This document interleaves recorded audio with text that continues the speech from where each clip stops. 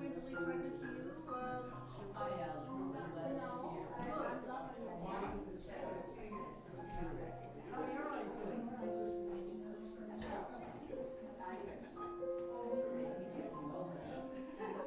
Every single one of you. Nope, just that they're staying on this side.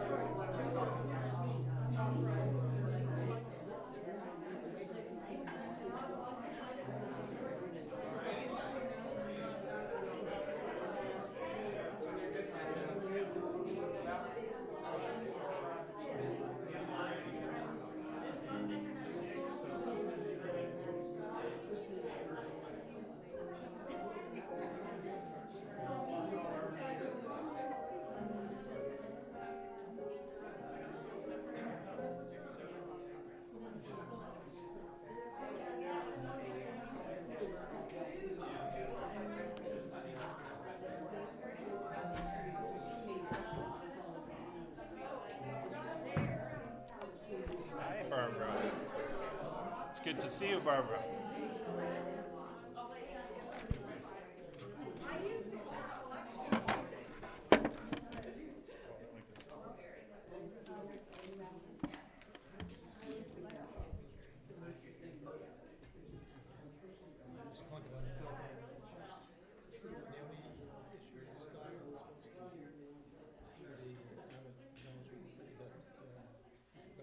Okay.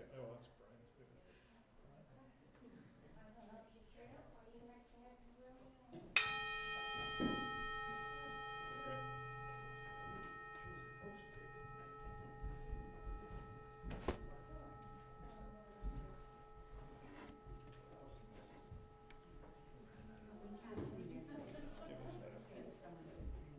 Good morning. We'll just wait for people to settle for a second. Yeah, Brian.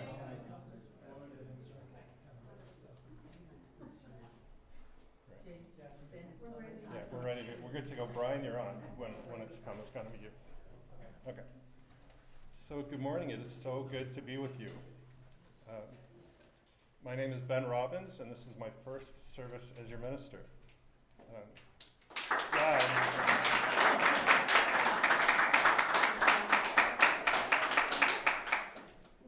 want more than that.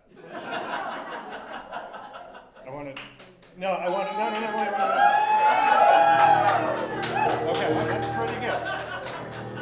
That's pretty good, but I want to hear the word welcome. I want you guys to give me a full voiced welcome. So if you're willing to do that, would you please say welcome? Welcome! Right. I feel welcome. Fabulous. I hope that wasn't too much. Some of the words I keep hearing here are words like truth, compassion, justice, diversity and inclusion. That's what this place is about. We started as a Universalist community in 1837. Universalism is sometimes described as the belief that love is the most powerful force in the universe. That given enough time, love can overcome hatred, division, ego. Somehow, eventually, love will find a way. Thank you to our volunteers and staff who made our Sunday services possible. Special thanks to today's service assistant, James Morris. The after choir, we've got Carol on keys, we've got Riley on tech, and others as well. Thank you also to those who did a huge amount of work on the building in the last couple of weeks after the fire inspections. That includes Joe Brito, thank you so much. Andrea Dewar, Max Hody, and anyone. Max and Pam were was it Canadian Tire at 8 in the morning this morning? Home Depot, thank you so much. Please see the announcements in the order of service, and note that the congregational retreat is this coming Saturday.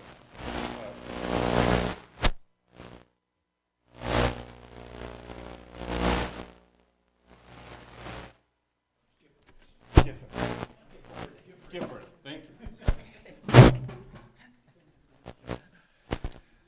The peace and friendship treaties signed in this territory remind us that we are all treaty people, so we commit ourselves to collaboratively move towards truth, reconciliation and equity for the Indigenous, Black, and other communities of color who continue to experience systemic oppression in our communities.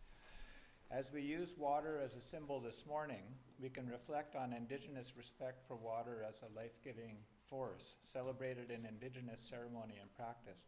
In most years, there has been an annual water walk in Nova Scotia in June. I couldn't find anything about the one this year, so I'm not quite sure if it happened this year, but I know it has happened in the last 3 or 4 years. Water sustains life, and protecting it is not only a native duty but also a human responsibility, explained New Brunswick's Arlene Blanchard-White at a water ceremony.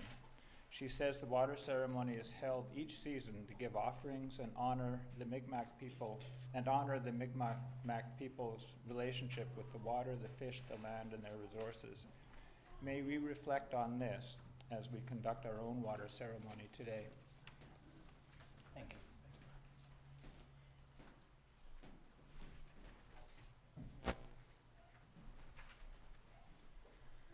I'm going to invite Pam up to help with the chalice lighting. We enter into this time that we call worship, where we turn our attention to things that are worthy of our attention. And we do this by lighting a chalice. But today, we have the merging of 2 rituals, a chalice lighting and a water communion. So it was with pleasant surprise that I found the reading entitled exactly that. Here is the chalice lighting for water communion written by Laura Horton Ludwig. Fire and water, ancient opposites. Sun and ocean, the cradle of life.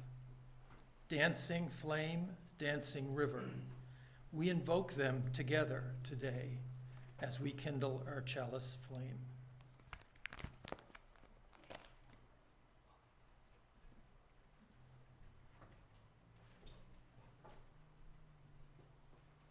Thank you. Now for our opening hymn, which is number 347, Gather the Spirit.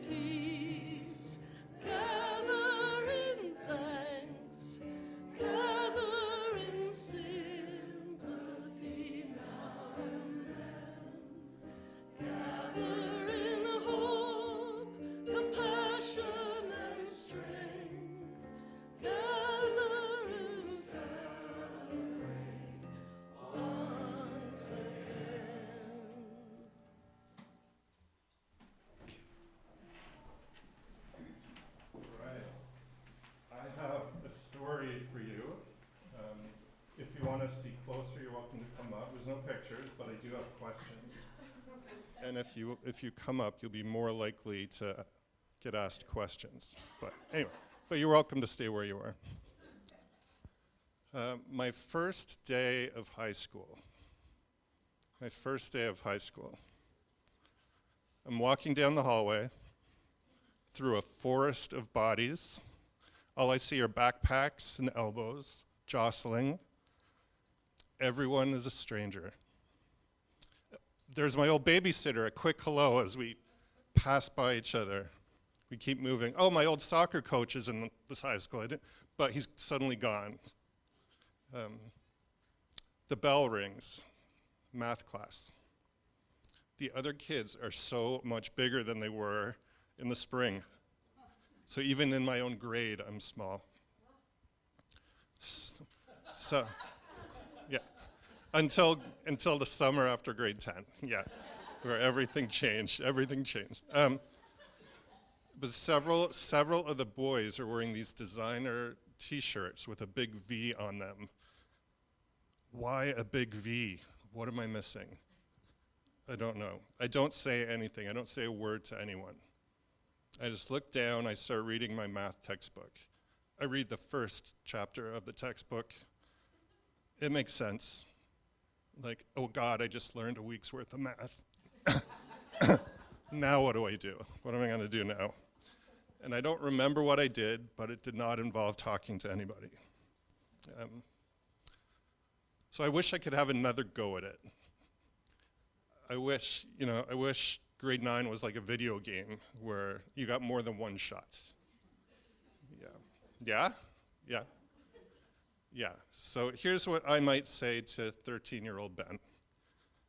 I might say, wear a name tag, give out name tags, learn everybody's name in the school, learn everybody's name, and say hi to people. Yeah, name tag, good. I'd tell them, be curious. Be curious about other kids' lives. Just ask simple things. What did you do last night? What music do you like? Do you ever think about dying? It's a trendy question. I would say to little Ben, I'd say, be generous, make birthday cupcakes, write friendly poems about classmates and give them to them, even if they're silly poems that start roses are red. Just be generous. I tell people what I did on the weekend or last night, even if I think I'm boring.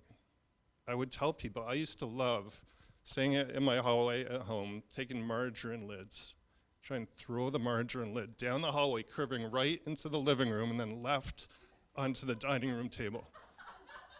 It took a lot of practice.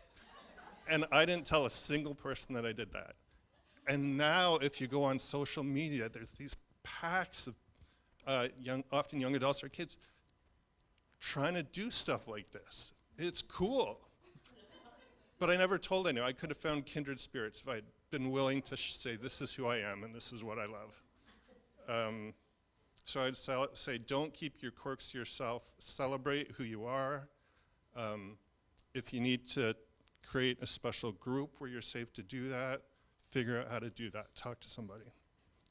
And lastly, I would tell my 13-year-old self, watch less TV, do things. And today I would say, scroll less, do things.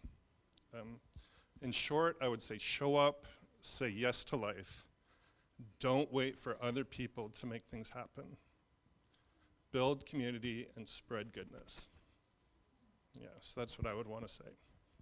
And I'm curious what you would want to say to your 13-year-old self. Do you want to take a moment and think about it? I'm really asking, and I'm really going to expect some answers. So think about it. Pam.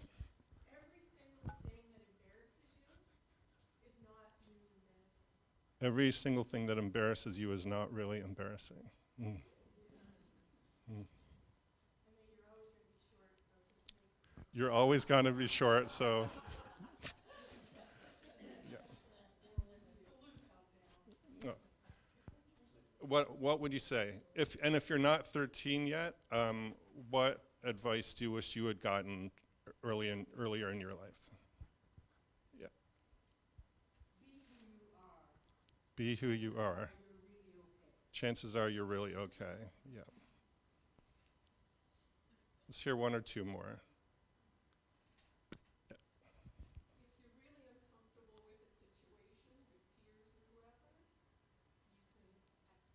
If you're really uncomfortable in a situation with peers, you can exit. Yeah. Thank you. Brian.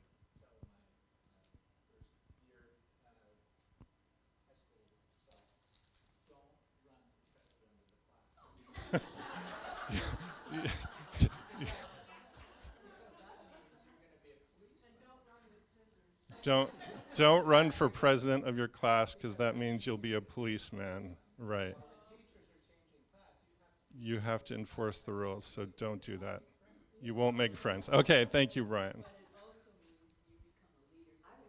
Okay, okay, last one, yeah. I would tell my 13-year-old son to respect girls, and I would tell him, help with the chores. You tell your 13 year No girl or no Yeah. other partner is going to wash your socks for the rest of your life. So, You won't get anyone worth it if you don't okay. nail down. So you would tell your 13-year-old son, respect girls and do chores. It's the only way to find a partner worth having. Learn to cook. All right. Okay. Thank you so much, everyone. And in a way, every day is a new day to try something new.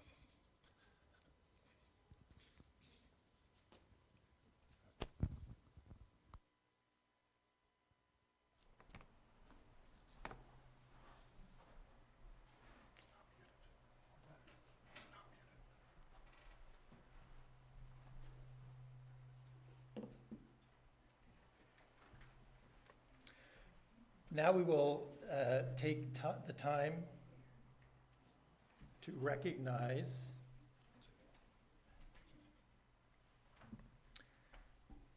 that we always have mic issues. Now we will take time to my embarrassing moment was transferring into grade 12 and standing up for photo pictures for grade 11 when I hadn't really realized that I transitioned into grade 12. So I was the laughingstock for a day at high school. So this is a time we take to recognize our collective and individual joys and sorrows and complex truths. We bring our hearts into this sacred space of community, and we open them up to each other for each other, so that those who carry pain might be comforted by the presence of a loving community, and so those of us who are happy and well might share our joy and see it multiply in others.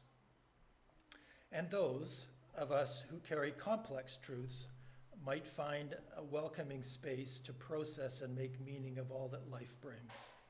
So if you have a story, a joy, a sorrow, a complex truth on your heart that needs to be spoken in community, we invite you to share, and we invite you to light a candle to mark your story and remind us that you are not alone. Remind people that we are going to use a mic, and I'll bring it out to you.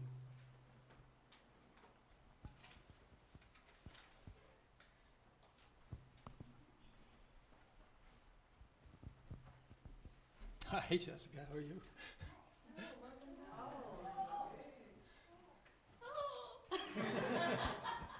Hello. This feels so weird. Yeah, I haven't seen you guys in a long time.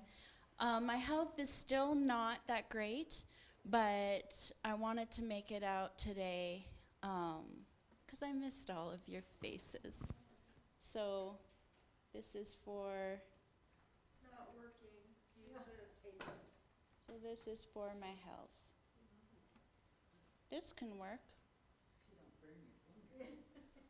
Yeah. I'll get you a taper. There's a tape for next. Oh, there, that thing. Oh, fancy. Next time. I want to play with fire. There.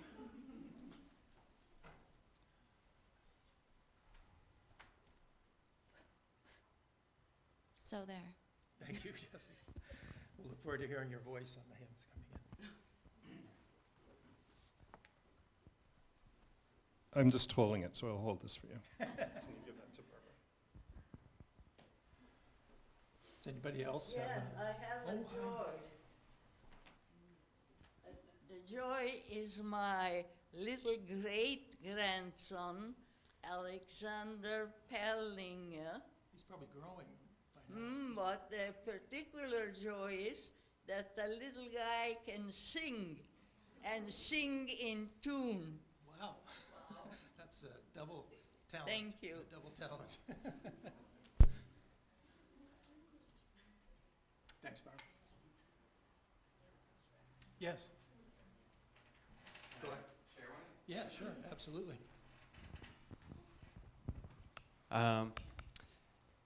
It lately has felt like a time of transition for seems like everyone close to me is like going through some kind of big change lately or move or something, and kind of that end of the summer time of year is so intense, and there's like highs and lows, so that feels complex, and I just want to honor that. Thank you. Mitchell, do you want to? Sure.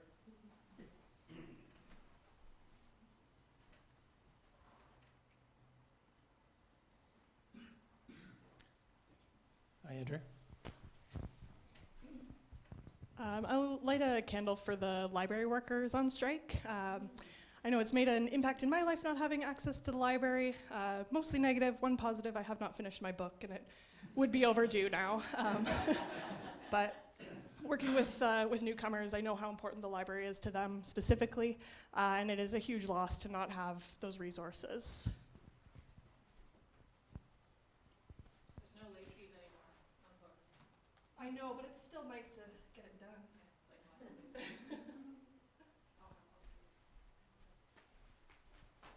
I agree with the library. We're missing our Dragon Masters series of books.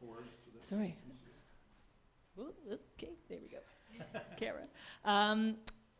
Joy, and I guess a bit of a plug. We have a babysitter here today, which is awesome. So Jenna is upstairs with my son and Sylvie's son Nolan. So that's a real joy to have that service available every Sunday. So I like sitting here by myself and taking this in.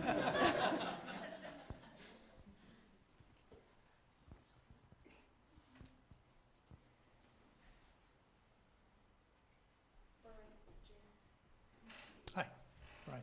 Would you actually come up if you're able so that Zoom can see you? Yeah, I'd like to light a candle for the 200-kilometer Walk for Peace that's starting today in Pugwash. It ends on September 21st, and Amy Moonshadow, who's a member of this community, is part of that walk.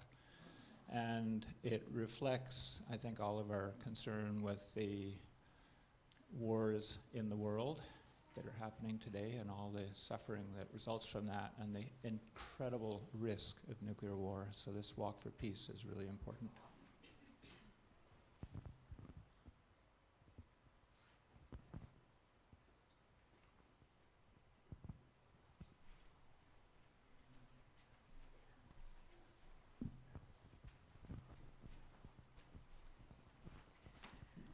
I retired from the library back at the end of February, and but my heart is breaking for customers, all our patrons, and for my colleagues, because I know many of them cannot afford to be on strike. This 2 weeks is hurting a lot of people, but I trust that they felt for the majority that they needed to have a better agreement. So I have gone out, and any customers are welcome. I have gotten a hug from a former customer in the public gardens, but I have gone out to show my colleagues support, but it's really hard. But anyway, so my thoughts are with them and with everybody who's impacted. I hope it gets resolved very soon.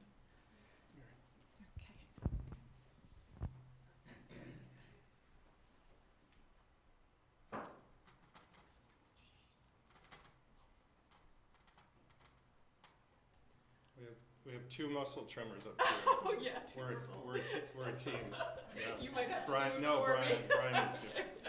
You and I are on the same team here. Okay. I get like that when I get emotional. Sure. Okay, thank you.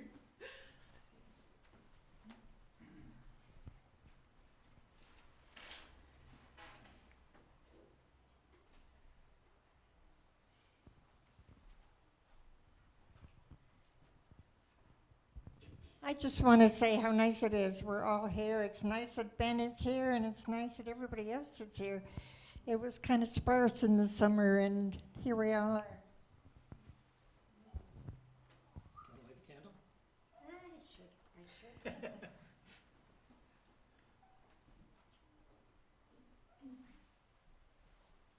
No, it is an amazing view up here when you see all the people.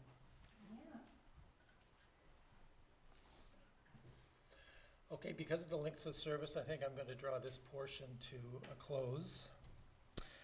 We bring our hearts into this community. I think I've done that.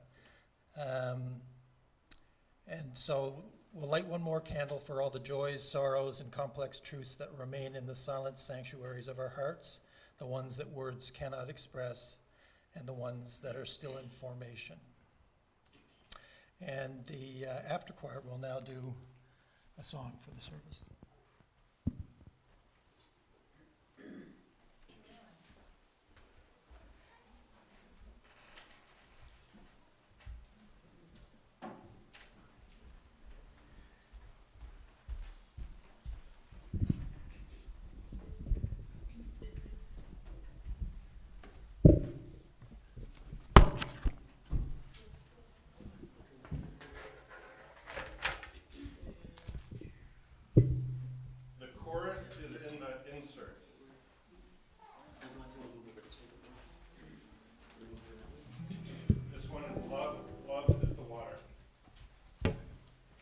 Be interested, this is by a band called Brother Sun, and one of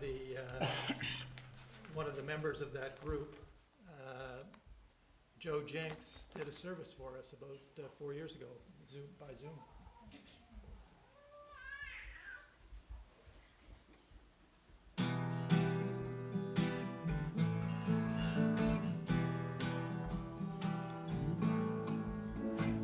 You say your heart has been turned to stone.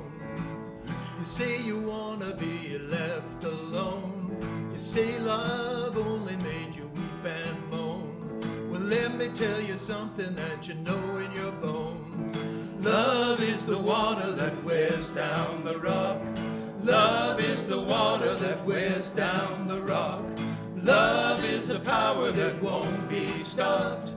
Love is the water that wears down the rock.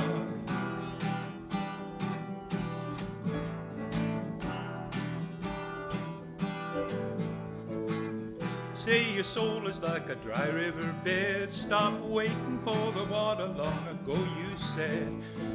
Pray all night for the rain instead. Love's come like a tidal wave over your head.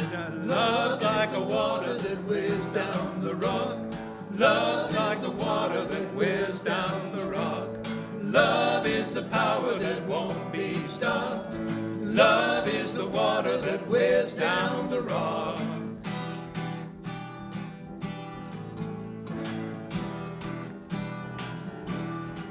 You say waiting for love takes too long. It dulls a sharp mind and weakens the strong. Well, you may be right, but you may be wrong. 'Cause love can make a mountain come tumbling down. Love is the water that wears down the rock. Love is the water that wears down the rock. Love is the power that won't be stopped. I tell you, love is the water that wears down the rock.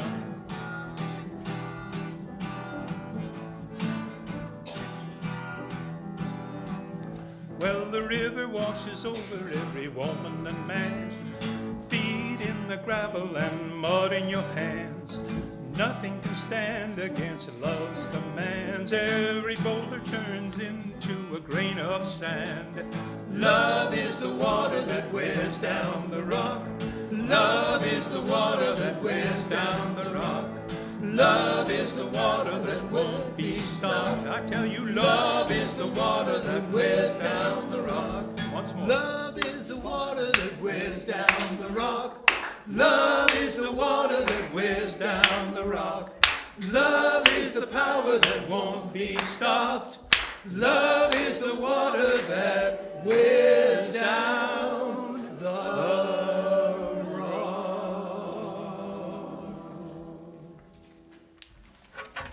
Thank you.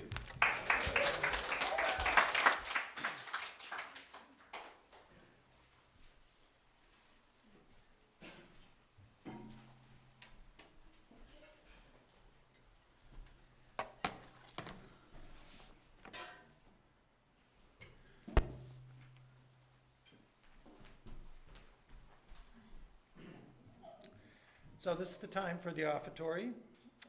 Community is made possible by the offering of our individual skills, commitments, and gifts. The truth is that we need each other and money to survive, and yet nobody's worth and dignity is in any way measured by the amount of money that they have or don't have. So during the offering, we invite you to offer what you can, if you can, to support the sanctuary of progressive spirituality here at the church.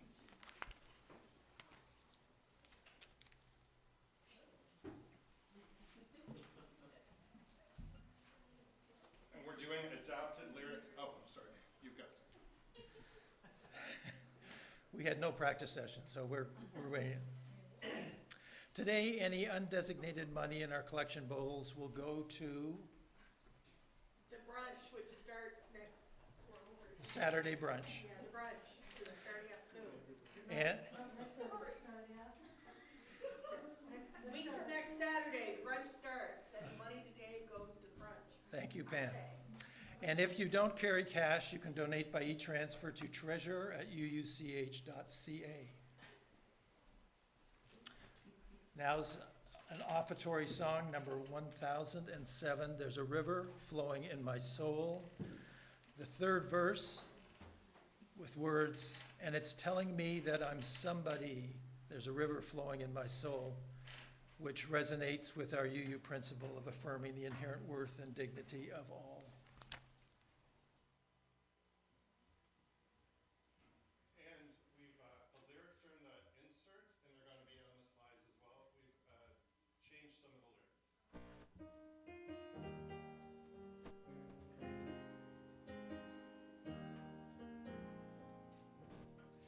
There is a river flowing in my soul. There's a river flowing in my soul, and it's telling me that I'm a somebody. There is a river flowing in my soul. There's a river flowing in my soul. There's a river flowing in my soul, and I see in you what I feel in me. There's a river flowing in my soul. There's a river flowing in my soul. There's a river flowing in my soul, and flow in me, may it flow through you. There's a river flowing in my soul. There's a river flowing in my soul.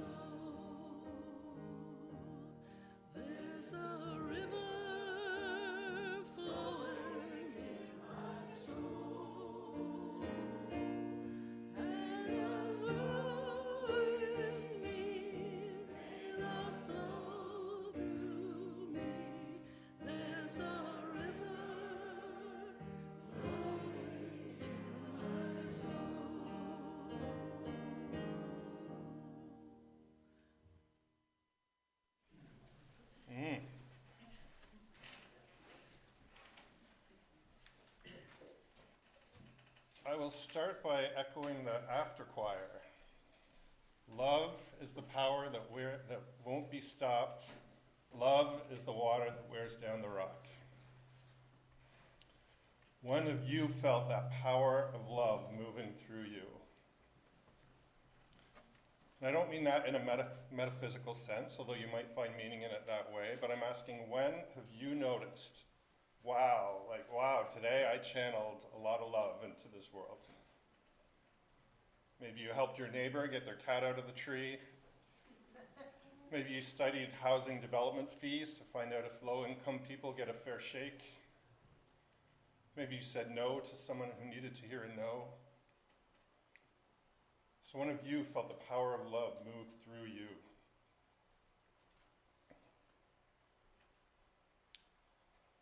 This past Monday at 3 in the morning, I woke up to the sound of my dog bumping against the walls in the corner of the room. He had just gotten neutered, and so he was wearing the protective cone, and he was stuck in the corner. I sprang out of bed, I turned him around, I gave him some love until he lay down and went back to sleep. There is something about love that gives us the power to leap out of bed at 3 in the morning. In that moment, I gave no consideration to myself. If it had been about me, I probably would have hit the snooze button a few times. So when you empty yourself and you only care about helping your kids or parent or neighbor or refugee or stranger, when you empty yourself, love can get you leaping out of bed at 3 in the morning. Our own Jim Morrison wrote a book about Alfred Fitzpatrick, an activist in the early 1900s. He worked tirelessly going to lumber camps, teaching workers how to read, and building up an organization to do so and more. He had almost no possessions. He worked long hours for low pay. He existed within a system that favored established institutions, and something kept him going. Jim writes of Fitzpatrick, his humanitarian instinct drove him to the margins, where immigrant laborers sweated in brutal conditions with no hope. Someone described Fitzpatrick like this: he kept on going by taking on too much. Maybe that feels familiar for some of us, yeah? I might describe it as he emptied himself of ego and he channeled love. Our worship team this past year went beyond the call of duty. Service after service after service. I imagine caring committee, building volunteers, and more went beyond the call of duty. My grandmother once complimented someone by saying, "He never thinks about himself." He never thinks about himself. Her community was full of loving, generous people. The potlucks were events to remember. But I wonder what happens when you empty yourself for too long. Always living for others. You might start to get that guilt you're not doing enough. You might start to believe that your own feelings don't matter. Put my feelings aside, gotta help Bob. Then maybe you get that realization that maybe your feelings should matter. My wife is a Gestalt psychotherapist. Some of her clients are people who have disconnected from their feelings.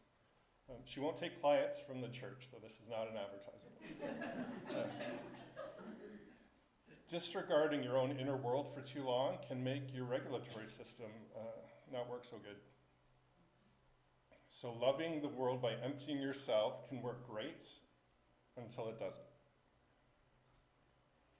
Another way to love the world is to include yourself. You matter too.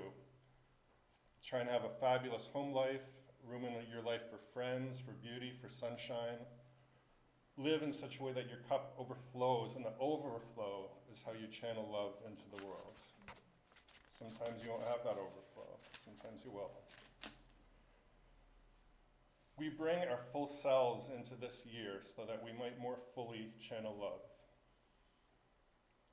We bring our full selves, we bring our water and everything that is in it. During our water ceremony, I will invite you to speak aloud what is in your water, what is carrying with you as we come together today. After the summer, are you bringing water of rest and restoration? Water of change and transition? Water of grief and loss? Water of work and dedication? Water of joy and wonder? Water of despair or water of hope for yourself or for the world? If and when you come up, speaking aloud is optional, and you might want to share more fully later in a small group or just with your best friend or just with me. So you decide what to share today about what is in your heart. Ask yourself, would yourself 20 years from now wish you had told the truth today? The invitation in the newsletter was to bring water from home or somewhere else meaningful for you. And if you didn't bring water, we do have extra up here. Before we begin the water ceremony, let's take a few breaths in shared silence to reflect on what meaning we ascribe to our water. What are you bringing with you as we enter this year?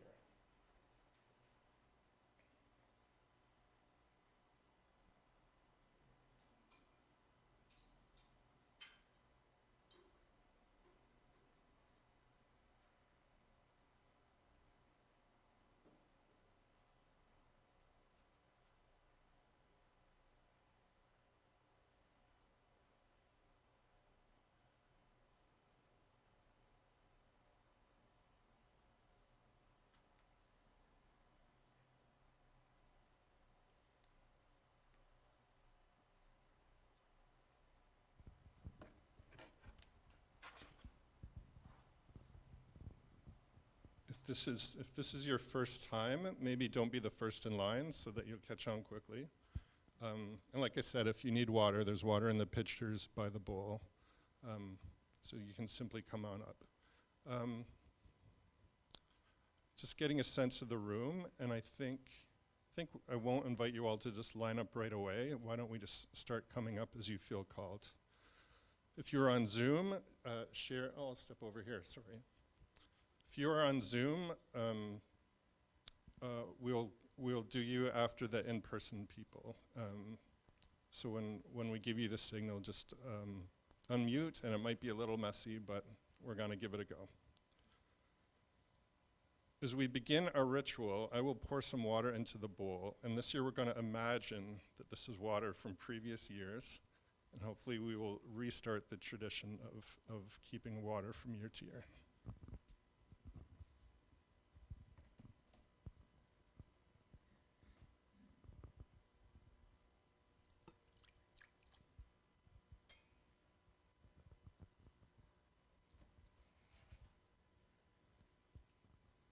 So let's begin, and you might share one sentence or two or three. You can have longer sharing afterwards.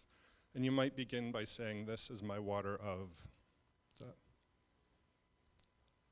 So take a few breaths, and then whenever someone feels called to come up, come on up.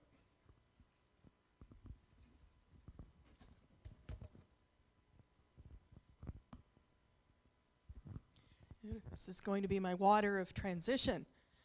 I'm trading the water of Long Pond and Porcupine Creek and the harbor approaches to the water of Bedford Basin. I've got a spot in the new Northwood building that's going up in Bedford, and I'm moving January 1st into a brand new Northwood apartment building in West Bedford.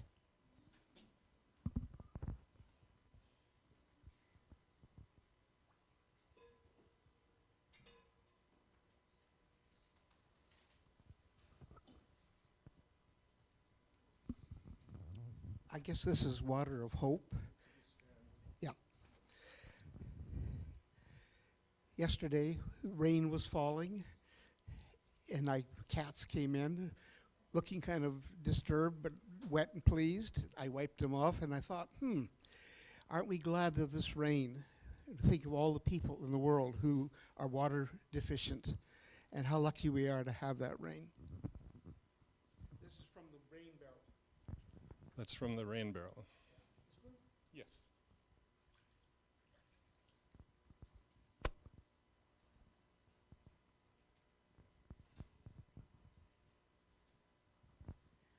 This is Water of Joy, because it's from Lake Bannock in Dartmouth, where I paddle with other masters, not experts, older, as in masters. And it's the only recreation I actually love.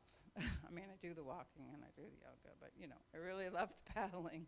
So this is Water of Joy from Lake Bannock.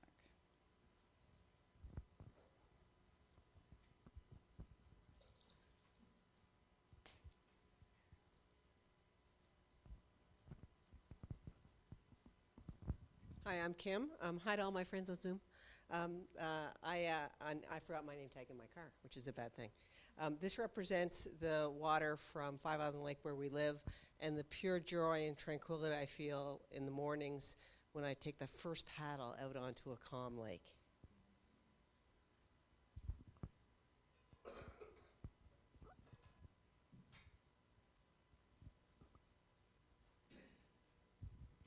It's okay to drink your water if you're thirsty.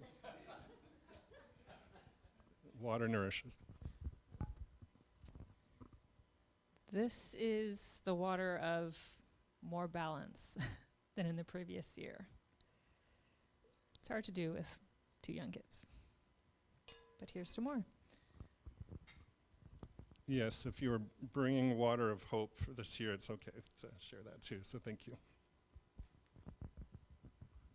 I'm heading off on a retreat pretty soon, so I'm doing kind of a lot of preparation for myself. So this is the water of letting go of things from the past that have been weighing on me. That is time to just let them all go.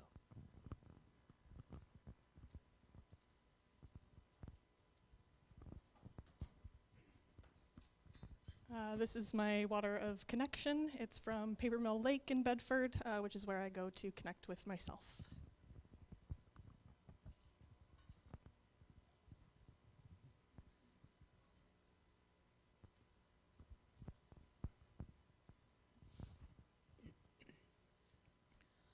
Like Pam, GH, this will be the water of transition. Some of you may not know that we are in transition with the Refugee Committee as we've welcomed Andrea as a staff person, and she's taking on more and more and more of the volunteer work that I was doing because, as I've told you for a long time, 80 is my best before date.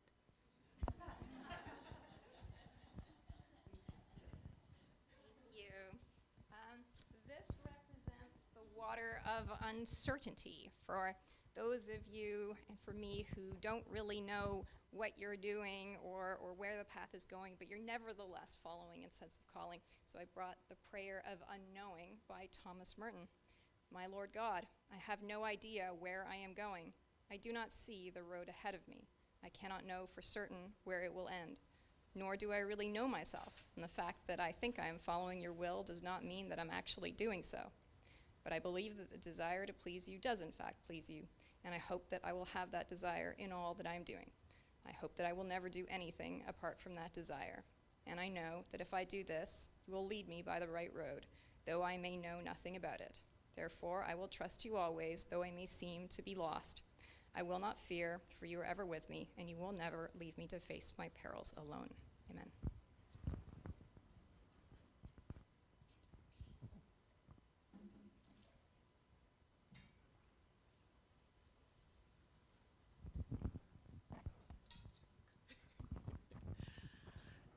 I'm going to pour water for renewal of heart and spirit. Someday I would like to share a children's story which is called The Man Who Kept His Heart in a Bucket. And it somehow seems appropriate for this.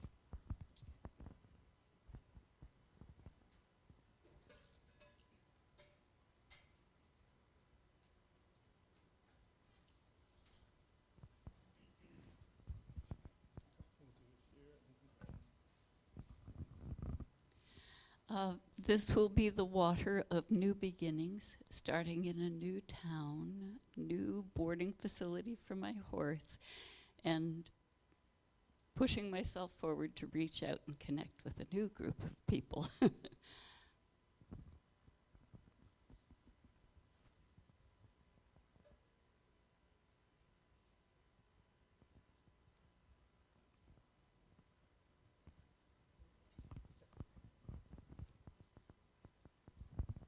Everybody who knows me here, for 27 years I was a caregiver. I even wrote a book about it and won the first place for Atlantic Canada for it. But I never went to a doctor all those 27 years for myself. Now I have a million things wrong with me, and water is essential. I have to have it with me at all times because I have congestive heart failure. So anyway, this is what, do I just put something in there?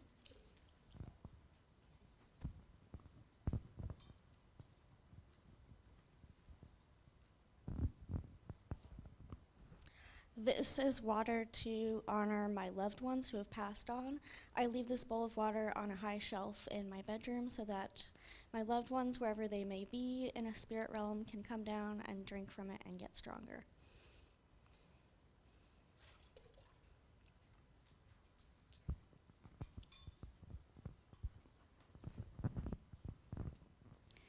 I bring water for the kids. Our kids just started a new year, a school new year. It's their first new year here. When we came last year, it was in the middle of the year. So I bring water for the success for them. And we are almost at the end of our first year, where we're being shown everything. We had a big support. But now I bring this water for hope that we make it as we go forward the year coming in future. Thank you.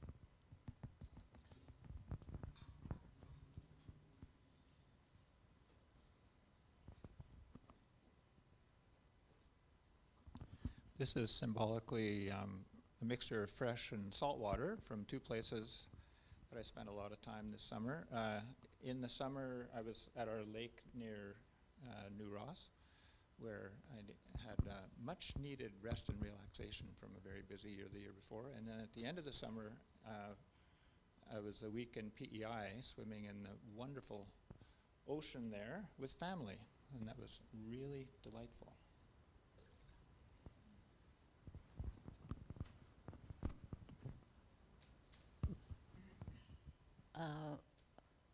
Could someone please add some water in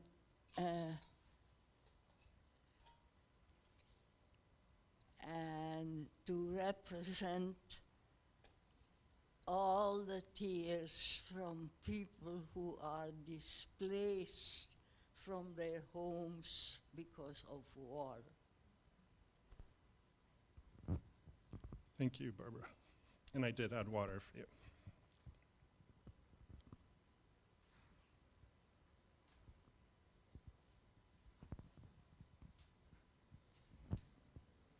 This water is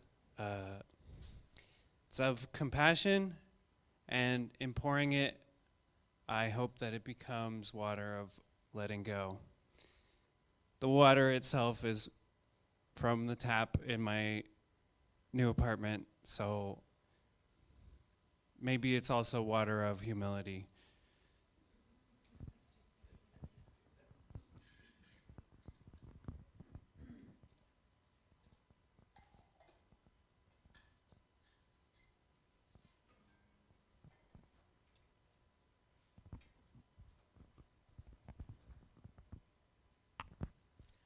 I also have a new apartment, so this is the water of change and transition for me.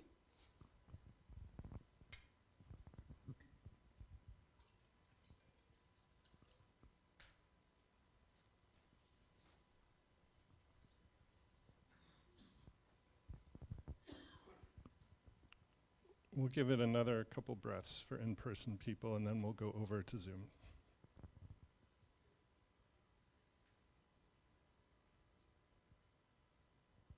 Okay, let's go to Zoom.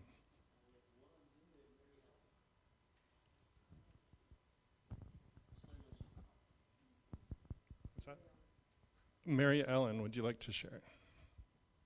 I'd like to share my joy that you have come to be the minister at UUCH, that where my heart is every Sunday and often, more often.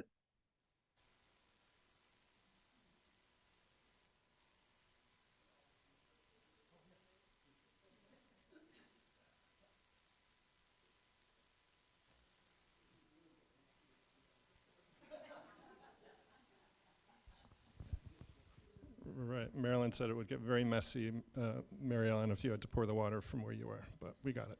We got it.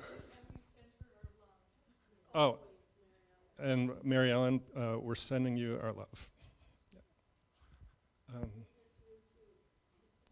Oh, you miss her too, yeah. So all that has been shared and all else that is in our hearts has gone into the water of this community.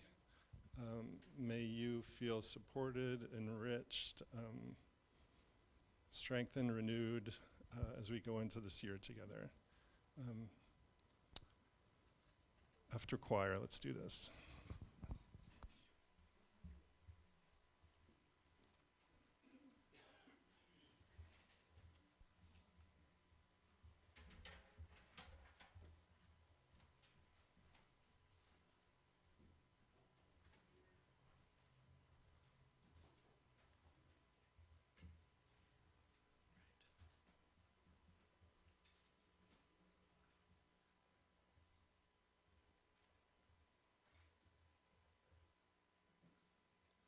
This is a song that I wrote for the Canadian Youth and Council meeting in 2020. And the Making Waves was the theme of the conference. And so this seemed appropriate for today. And the chorus is in that insert.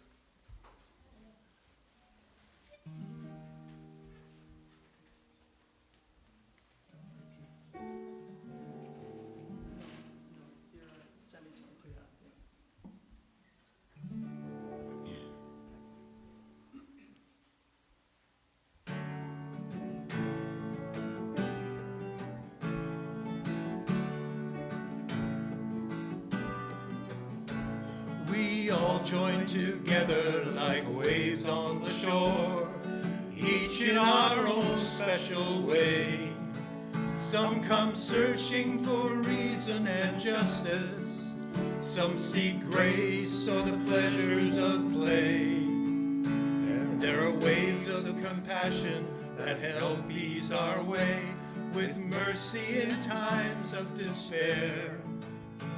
There are waves of vision that open our eyes, and we see, as in clear morning air, we are sailing on the waves that we make, waves of wonder and joy. We are sailing on rivers of hope, sending our days making waves. Many can offer the wisdom of age, and others the passion of youth. Some come dreaming of building connections, some seek peace or a moment of truth. There's a tide that raises all boats in the sea, embracing the will to be free. There are waves of spirit that bridge each to all, and we breathe.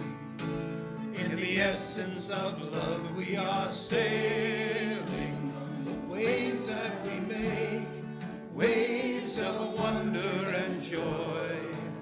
We are sailing on rivers of hope, spending our days making waves.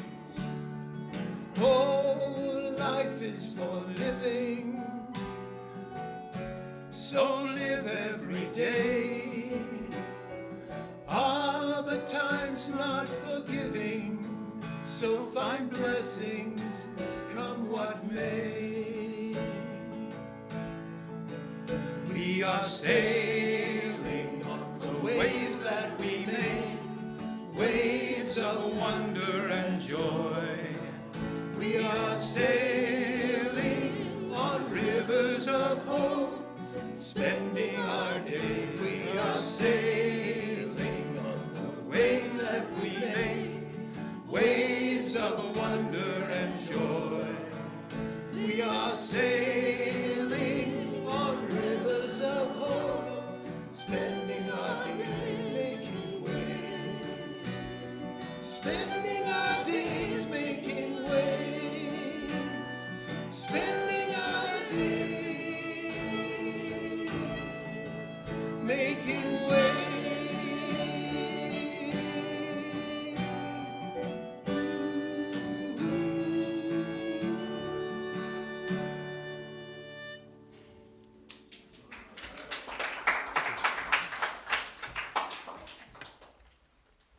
Fabulous, thank you so much.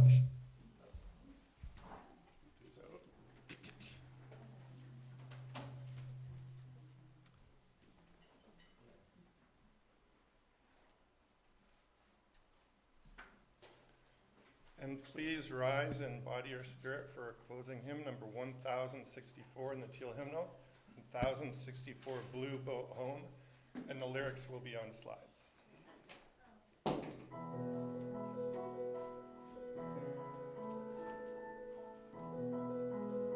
you keep that going for a second?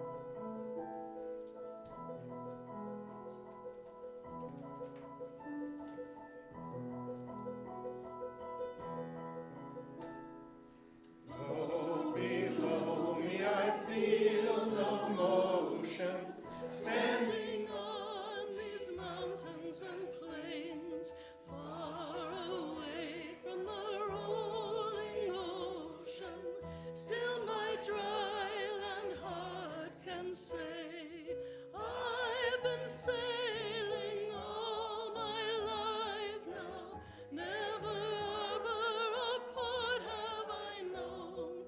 The wide universe is the ocean I travel, and the earth is my blue boat home.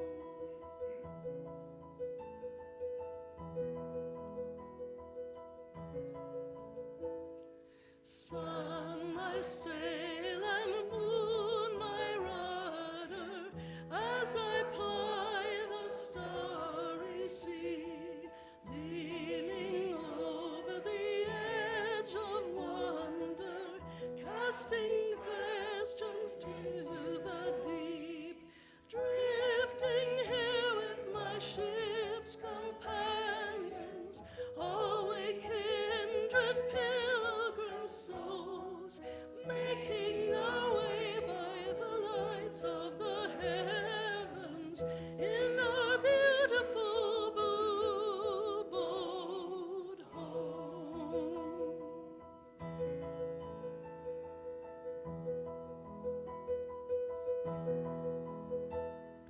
So I give thanks to the waves upholding me, hail the great winds urging me on, great the infinite sea before me, sing the sky the sailor's song. I've been born upon the fathoms, never harbor or port have I known. The wide universe is the ocean I travel, and the earth is my blue boat home.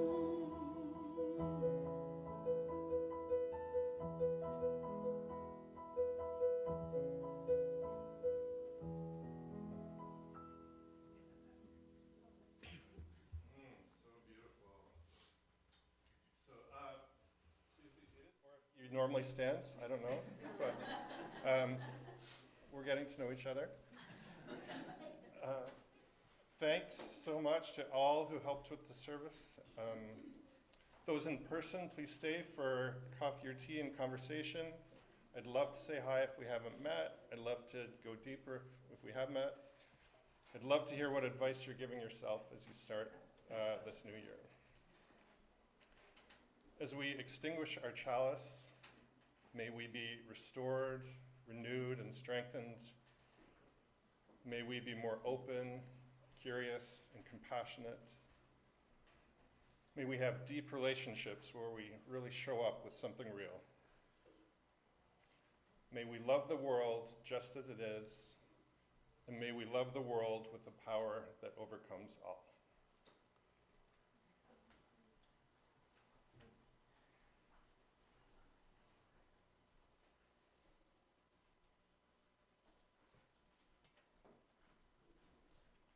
Our service is over.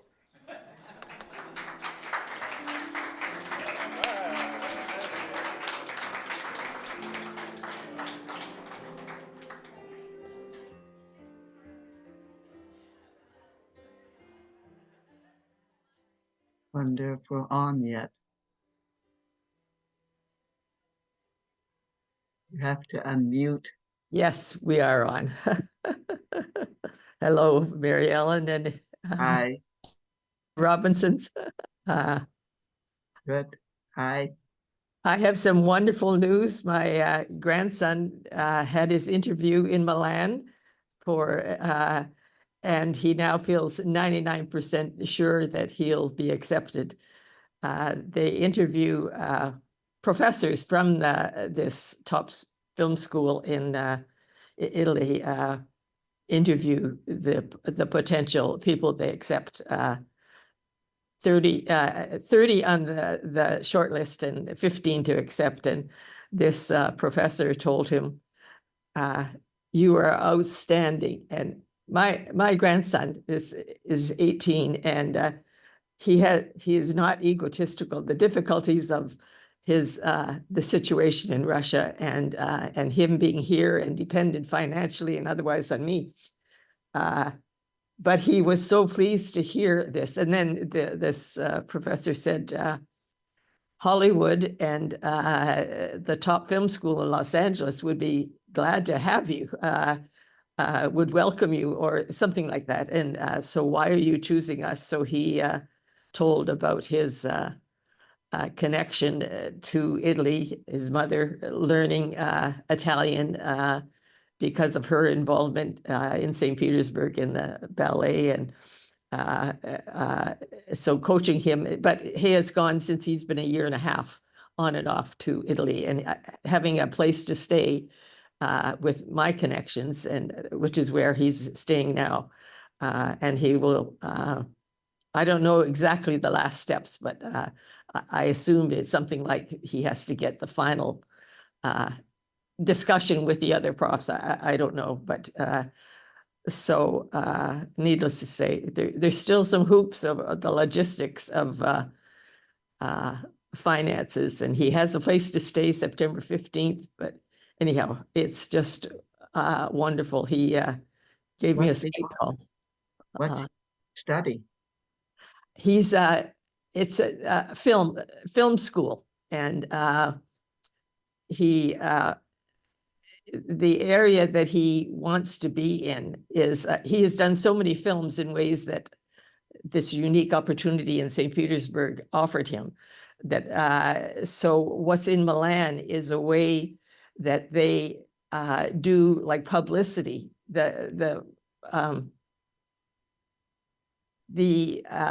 people like with companies or for advertisement or fashion shows or whatever, approach the school, these professors, and say, would you take on us?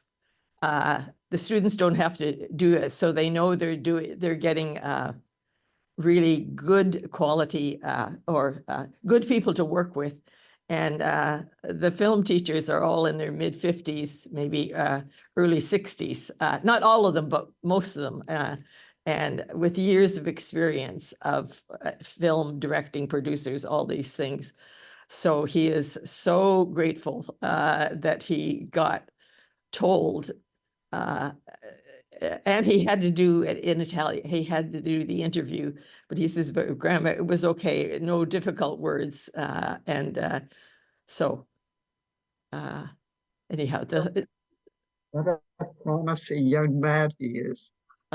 he really, you know, I mean, I know he's my grandson, and I didn't want to say it with the larger group because it sounds as though I'm bragging, but he really is exceptional.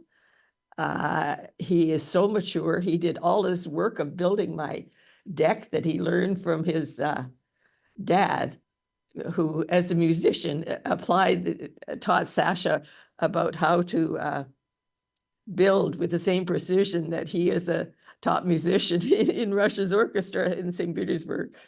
And I also talked to my son-in-law several times about all of these things he's been doing, repairing my house. And he's just so sweet. And the love that I feel is just returned 1,000-fold. So that's wonderful. I'm still nervous. There's still logistics. He has to get accepted, and he doesn't get a student loan because he's entitled now to a Canadian until he's accepted in the school. Anyhow, so it's just one day at a time is how we proceed. As so thrilled. I'm so glad for you and him. Yes, and so what about news from the other? Margaret, how are you doing? Or Heather? We have been having a really great time. We went tenting at Kudging Park. Oh. For 4 days last week, and we had perfect weather. It was a bit cool at night, but with enough sweaters on inside the sleeping bag, it was okay. And we had really a wonderful time. We went walking, studying the forest, all sorts of experiments that they're doing there scientifically, trying to find out best ways to keep the forest as natural as possible. And we went kayaking, and we went swimming, and we cooked our own meals on a little stove and outside. It was just wonderful. So we had a really good time. Great. Tell me again where you went. Kudging Park. Oh, yeah. That's so beautiful. Yes, yes. I recall our family taking trips there. It was Nova Scotia has so many wonderful places, and our coastline is so varied and unique. When we moved here from Vancouver, where the coastlines are much rockier and higher, there's a gentleness about the coastline here in Nova Scotia that is very appealing.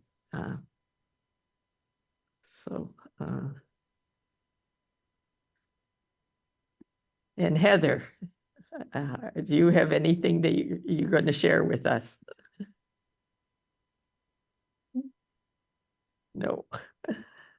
Well. He hasn't unmuted, so. Oh, right. Yeah, yeah. Nice that she's on and watched the program. I was very pleased that with Ben, I had a little bit of trouble understanding his diction, but aside from that, you know, I thought I liked his messages. And yes, I did too, indeed.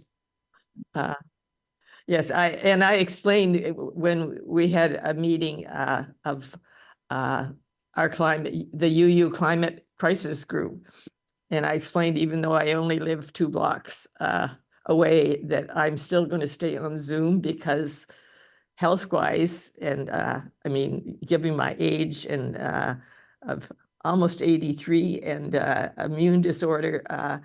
But Sasha is entirely dependent on me. I can't, I'm it. And so I'm erring on the cautious side. I do grocery shopping when I absolutely have to and feel healthy, but just still want to take these precautions to this coming. I'm very careful too. But a lot of people aren't still. I know. So,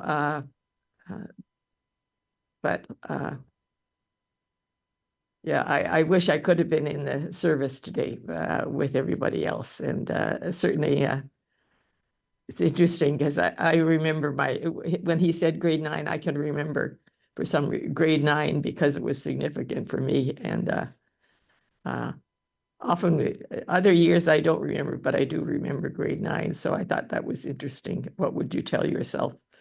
And I often think too of my grandson being 18, how I felt. So there's ways that he still is 18, which is why his mother and father want him to have a regular university. That's, I don't know if it's a 3-year or 4-year program, so that by the time he's like 21, that he can make decisions. But so he was given official status at the Venice Film Festival, bottom of the totem pole, but still an official photographer. And they lent him a camera that I found out, my daughter told me, was worth $12,000. I thought, whose cameras are worth $12,000? Anyhow, they lent him that to use because they have access to all the film stuff that he has done and photography that he's done at previous Venice film festivals. And he also got invited. Tehran did this. They got the best film audience view at the Venice Film Festival. I can't think what it is, but it's about the incredible difficulties that women are facing in particularly, but Iran as a whole. But it was, he got invited by a producer who knows these people from Tehran, a select group that got to be with them. I wrote it down, but I can't remember. So he had this opportunity to meet with them.